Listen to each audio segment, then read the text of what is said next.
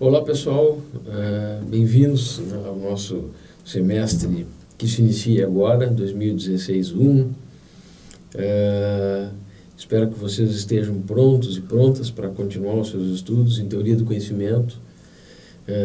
No semestre passado, nós tivemos a oportunidade de estudar um pouco a Teoria do Conhecimento na perspectiva clássica, né? Na Teoria do Conhecimento 2, nós estamos agora, então, focando nossa investigação, vamos iniciar o foco da nossa investigação, que é fazer a transição do período clássico na filosofia, né, e, sobretudo, da modernidade, que é onde nós terminamos no semestre passado a discussão, e agora nos voltando para a discussão contemporânea acerca da teoria do conhecimento, que é muito importante, né, e tem um monte de informações que vão ser relevantes para vocês no sentido de aprofundarem seus estudos filosóficos nessa área que nós particularmente chamamos de epistemologia ou teoria do conhecimento. Muito bem, eu gostaria de falar assim brevemente para vocês sobre a nossa proposta de trabalho no semestre. Tá? Nós vamos trabalhar, como vocês devem ter recebido no manual do aluno, com duas etapas na nossa parte de avaliação. Tá? Eu gostaria de falar primeiro disso para vocês. A primeira é que vocês vão continuar fazendo, como no semestre passado, exercícios que serão avaliados. Porém, esses exercícios que serão avaliados são aqueles do início do semestre, tá? Até a data proposta pelo professor Juliano, para que essa primeira avaliação tenha uma nota para vocês já no decorrer do semestre. E depois, no final do semestre, nós faremos nossa prova presencial. Vocês vão fazer a prova presencial aí, nos polos, né? E comporemos então duas notas e somadas e divididas por 2, vocês vão ter a média do semestre. Para calcular a média da primeira nota, né, todos os questionários possíveis a serem realizados, para cada um será computada a nota 10, soma-se as notas de vocês e se divide pelo número de questionários. Essa tem a primeira nota, a nota da prova final, somadas as duas e divididas por 2, nós temos a nossa nota, a nossa média semestral. Muito bem, isso no que diz respeito às avaliações. Eu vou fornecer para vocês já, no dia de hoje, quando vocês estiverem assistindo a nossa aula, o plano de curso, né, como vocês têm recebido sempre. E eu vou priorizar, colocar para vocês bibliografias que possam ser acessadas online. Tá? Nós vamos trabalhar com um material produzido para a Teoria do Conhecimento 2, pelo professor Miralha, mas também poderemos trabalhar com outros materiais que estão disponíveis para vocês em diferentes plataformas, né? Todas elas online, para que vocês tenham acesso facilmente a esse material, consultando a partir de um computador. Muito bem.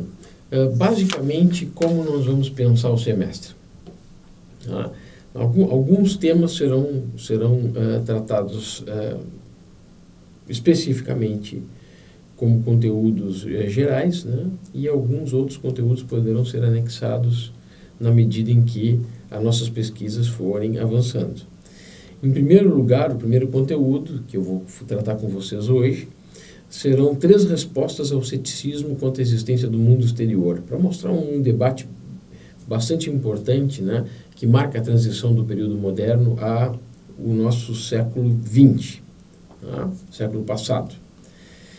No segundo momento, vamos de novo retomar alguma coisa que eu já disse para vocês em Teoria do Conhecimento 1, que a gente chama de análise do conhecimento. Tá?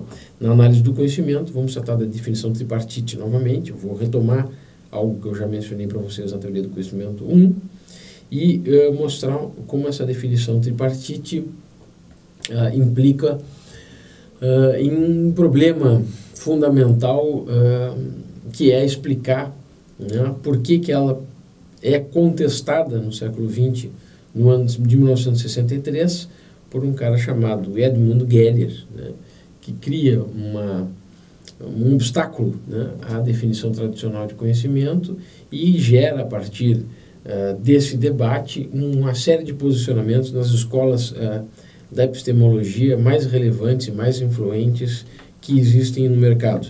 a saber, né, o chamado problema de Gödel.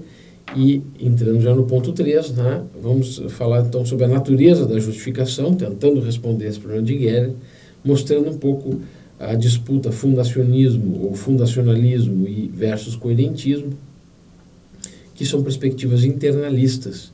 Então, na verdade, nós vamos estar cotejando a perspectiva do internalismo versus o externalismo e dando ênfase nas posições internalistas a fundacionismo e coerentismo. No quarto ponto, vamos discutir um pouco sobre as fontes de conhecimento, percepção, memória, introspecção, razão e testemunho. No ponto 5, vamos tratar dos limites do conhecimento enquanto tal, né? E aí surge a questão do fechamento epistêmico, também para ser investigadas por nós.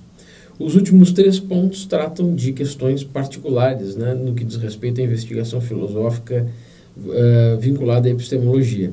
O ponto 6, nós vamos tratar do positivismo lógico. Ponto 7, a epistemologia naturalizada. E, por fim, no ponto 8, uma epistemologia das virtudes, que tenta um pouco resolver o problema da disputa internalista entre fundacionismo e coerentismo, proporcionando ou tentando proporcionar uma outra perspectiva de análise da produção de conhecimento baseada nas virtudes epistêmicas, ou virtudes de conhecimento. Esse é o nosso plano geral, tá? Evidentemente, no andamento do semestre, algumas questões podem ser incluídas nesse plano geral. Vocês vão estar sempre avisados e avisadas, né? E para que nós possamos desenvolver os nossos estudos da maneira habitual, como temos feito já há mais de um semestre. Ok? Muito bem. Sem mais delongas, né? Todos já me conhecem, não é necessário uma apresentação. Eu vou começar a falar para vocês hoje de 3 respostas possíveis ao ceticismo quanto à existência do mundo exterior. Mostrar para vocês tentativas de solução a esse problema. Problema do conhecimento do mundo exterior. O que há no mundo exterior que possivelmente seja independente da nossa mente, né? E que mesmo assim nós tenhamos a possibilidade de acessar esse conhecimento das coisas que vêm para nós de fora, sobretudo a partir do que no senso comum nós dizemos que são as nossas experiências sensíveis. Tá? O problema do conhecimento do mundo exterior, vocês já estão acostumados, né, com essa problemática, remonta a Descartes, que nós vimos no semestre passado. Né? Você se lembra que Descartes tinha um projeto de construir uma filosofia segura, né? Uma filosofia segura, e há uma mudança de paradigma que Descartes inicia, né? Que é transformar ou fazer com que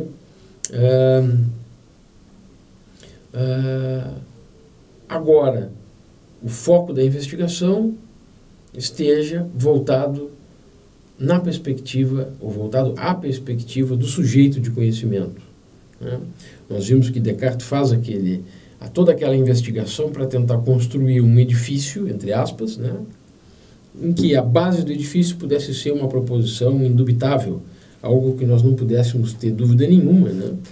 E revelando com isso qual seria a estrutura da nossa consciência, e com isso garantindo que nós tivéssemos ou tentando garantir que nós tivéssemos uma primeira certeza, ou algo indubitável, que nós chamamos de cogito, né? O eu penso, eu existo, né? Que é tão importante e fundamental para nós compreendermos assim as bases da teoria do conhecimento na filosofia moderna, né? Naquilo que Descartes inicia. Assistam às aulas do semestre passado e vocês vão lá lembrar-se de como nós tratávamos da filosofia cartesiana e quais os passos necessários para essa reconstrução do edifício do conhecimento humano com essa base que Descartes supunha fosse segura ou absolutamente segura. De todo modo, né, nós podemos dizer que Descartes vai tratar da questão do conhecimento numa dimensão subjetiva, né? A primeira garantia que nós temos é a garantia do eu pensante, do cogito, né? E isso nos leva também a considerar que esse eu penso, né, que possui uma forma de existência peculiar, encontra-se no mundo, está no mundo. Então nós podemos dizer que, de um primeiro momento, a estratégia de Descartes pode ser considerada uma boa estratégia, na medida em que nós conseguimos, com o seu projeto, estabelecer um ponto de partida que faz com que a natureza do cogito, né, possa ser esclarecida de uma maneira razoável, se assim podemos dizer. Por outro lado, quando nós tratamos em Descartes das percepções, das memórias, dos nossos modos de representação, que nós chamamos de ideias em Descartes, né? Ideia em Descartes ganha essa natureza de modo de representação. E também dos nossos conceitos abstratos, poderiam ser consideradas ilusões na medida em que aquilo que coloca em xeque percepções, memórias, ideias e conceitos abstratos pode ser duvidada, digamos assim, com aquele artifício que Descartes utiliza, que nós conhecemos como a hipótese do gênio maligno, ou Deus enganador, né? Que Descartes depois, para retomar a construção do edifício do conhecimento, vai tentar propor algumas provas da existência de Deus para que essa hipótese pudesse ser deixada de lado e o projeto seguir adiante. Bom, como eu dizia, né, essas provas que Descartes dá da existência de Deus são todas elas questionáveis, né, porque a pretensão de Descartes era atribuir uma prova da existência de Deus que tivesse o rigor de uma prova matemática, tarefa que nós sabemos que ele não alcançou em nenhuma das três que ele propôs. O que nós temos que fazer agora, então, para seguir o debate ou seguir adiante? Bom, vamos tratar de três propostas de resolver essa questão, a possibilidade do conhecimento do mundo exterior, né, dada a insuficiência das provas proporcionadas por Descartes. O primeiro autor que nós vamos tratar ainda é um autor moderno. Tá? Para fazer essa transição, vejam, eu estou tentando vincular o que nós vimos no semestre passado com aquilo que nós vamos ver nesse semestre aqui. Tá? Uma tentativa de resolver esse problema foi proposta por Kant. Como vocês sabem, Kant escreveu A Crítica da Razão Pura, e a Crítica da Razão Pura tem duas edições. Na primeira edição da Crítica da Razão Pura, ou após a primeira edição da Crítica da Razão Pura, muitos autores criticaram a posição kantiana, né, mostrando que, de alguma maneira, isso poderia levar a uma certa forma de idealismo.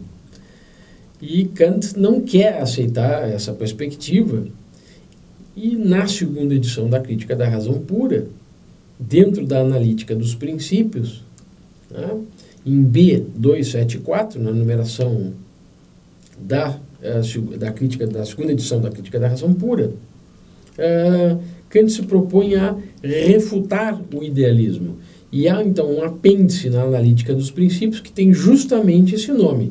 Chama-se Refutação do Idealismo. Eu gostaria de ler para vocês uma pequena citação de Kant dessa passagem. Kant diz o seguinte, abre aspas, não deixa de ser um escândalo para a filosofia e para o senso comum em geral que se admita apenas, a título de crença, a existência das coisas exteriores a nós, das quais, afinal, provém toda a matéria do conhecimento, mesmo para o sentido interno. E que, se não possa contrapor uma demonstração suficiente, a quem se lembrar de pô-la em dúvida. Né? Então, Kant deixa bem claro, né? Deixa bem claro aqui, não deixa de ser um escândalo para a filosofia e para o senso comum em geral que se admita apenas o título de crença a existência das coisas exteriores a nós. Ora, como nós veremos com mais cuidado, fundamentalmente na nossa segunda aula, crença é ter a crença, por exemplo, em uma determinada proposição, é um dos aspectos relevantes quando nós queremos definir conhecimento. Crença não é igual a conhecimento. Então nós não podemos simplesmente acreditar que existem coisas exteriores. se o trabalho filosófico é tentar mostrar que há conhecimento das coisas exteriores. Então, por isso Kant diz, seria um escândalo para a filosofia não tentar responder essa questão de um modo coerente, né?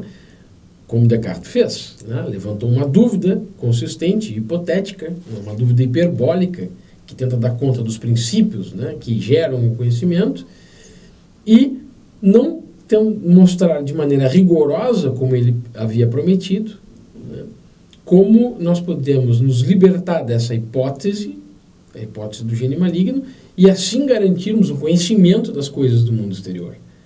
Kant diz, olha, isso não pode ficar assim se nós estamos fazendo filosofia. Tá? Muito bem. Na analítica dos princípios, o que o Kant vai fazer? O Kant vai apresentar a estrutura dos juízos como veículos que sustentam os atos cognitivos que resultam em conhecimento.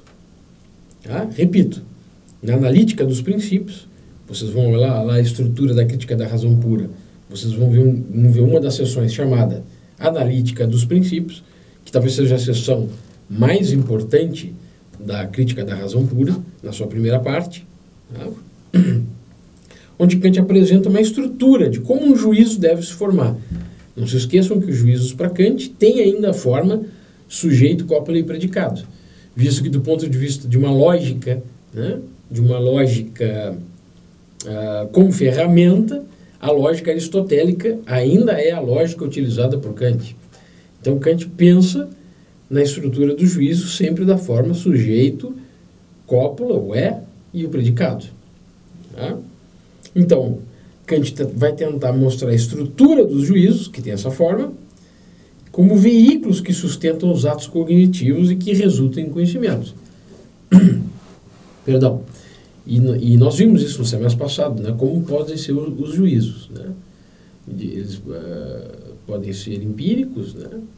Juízos que nós fazemos das coisas em geral, mas também existem juízos que são importantes, assim como os empíricos, que ampliam o nosso conhecimento, mas que independem da experiência para nós sabermos de sua verdade e falsidade. Então, a grande novidade de Kant, como nós vimos no semestre passado, foi tratar daqueles que ele chama juízos sintéticos a priori. E, na verdade, Kant vai se perguntar logo a seguir, né, como são possíveis esses juízos sintéticos a priori. Muito bem. De modo geral, todos os juízos, né, desde as nossas declarações do dia a dia até os juízos que nós construímos nas ciências abstratas, como na matemática e na física, por exemplo, têm uma estrutura profunda que lhes concerne a sua legitimidade. Tá? Então, Kant, de novo, né, Kant está fazendo uma análise dos juízos e está dizendo que, independente do juízo, seja ele um juízo corriqueiro que nós fazemos sobre a condição do tempo do dia de hoje, né, ou outras coisas que ocorrem no nosso dia a dia, também os juízos das ciências abstratas possuem uma estrutura profunda que lhes confere legitimidade. Quer dizer, que lhes oferece a possibilidade a esses juízos que eles possam manifestar uma tentativa de garantia de conhecimento. Essa estrutura, a gente pode dizer, essa estrutura profunda, ela se divide em diferentes níveis. Tá? Um primeiro nível é mostrar como é possível haver a receptividade, ou como nós recebemos a nossa matéria sensível. E para isso, né, lá no início da crítica da razão pura, toda uma parte direcionada a essa tarefa que nós conhecemos como estética transcendental, né, que na verdade não está vinculada a juízos de natureza, não está vinculado a questões de natureza da disciplina da estética que vocês devem ler por aí, relacionadas à arte, etc., mas sim está relacionada a como a matéria sensível é recebida em termos das intuições puras, espaço e tempo. E um segundo nível dessa estrutura profunda, tá, é Kant tentar mostrar como esse, abre aspas, conteúdo, fecha aspas, que nós recebemos, né, mediante as nossas experiências sensíveis, já que para Kant todo conhecimento começa com a experiência, né. A questão vai ser agora, para pensar nessa estrutura profunda dos juízos, pensar como essa matéria sensível é organizada naquilo que Kant chama de categorias, né, ou conceitos puros do entendimento.